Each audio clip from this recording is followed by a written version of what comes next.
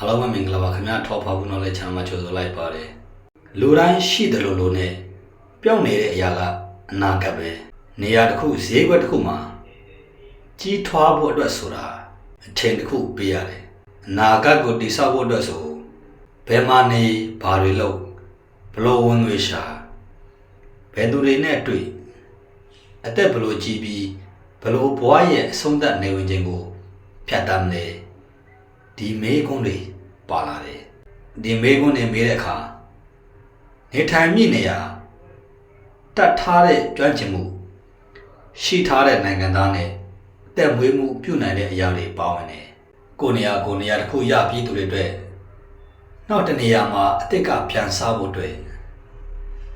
opportunity cost ကြီးတယ်ရှိထားတာကိုလည်းထားကြရမယ်နောက်နေရာမှာလည်းအသစ်ပြန်စားရမယ်အခုမှစတင်ပြီးလူငယ်တွေအတွက်ကောင်းတဲ့အချက်တွေအများကြီးရှိတယ်ဆုံးရှုံးစရာများဆမရှိဘူးလုပ်ငန်းလုပ်မယ်ဆိုပိုပြီးတောင်စဉ်းစားရတယ်ကိုကမြင့်ငယ်လေးထဲမှာကျင်တဲ့နေရာက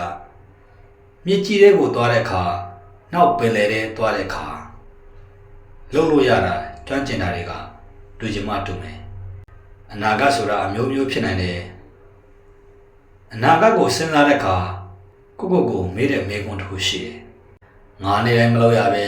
မနေနိုင်တဲ့အရာတွေဆိုဘာတွေများဖြစ်မလဲနံပါတ်1တင်ယူလေ့လာခြင်း learning နံပါတ်2စမ်းသပ်လှုပ်ဆောင်ခြင်း experimenting နံပါတ်3ပြန်လည်မျှဝေခြင်းသင်ကြားခြင်း teaching ဒီသုံးခုကိုဘယ်နေရာရောက်အတိတ်မမေ့အုံနောက်မှာပြတ်သွားခဲ့ရင်လှုပ်ဖြစ်နေအောင်မယ်ဒါနဲ့ကိုဘွားကိုစီဘွားအကုန်လုံးကိုဒီသုံးခုပေါ်မူတည်ပြီးဒီဇိုင်းလုပ်လိုက်တယ်အနာဂတ်တဲ့ဘယ်မှာနေမယ်ဘာတွေလုပ်မယ်ဒီမေးခွန်းတွေဖြေဖို့ဒီမေးခွန်းလေးပြန်မေးကြည့်မယ်ငါနေတိုင်းမလုပ်ရပဲမနေနိုင်တဲ့အရာတွေဆိုဘာတွေများဖြစ်မလဲနားဆင်ပေးကြရတဲ့အားလုံးကိုကျေးဇူးတင်ပါတယ်ခင်ဗျာ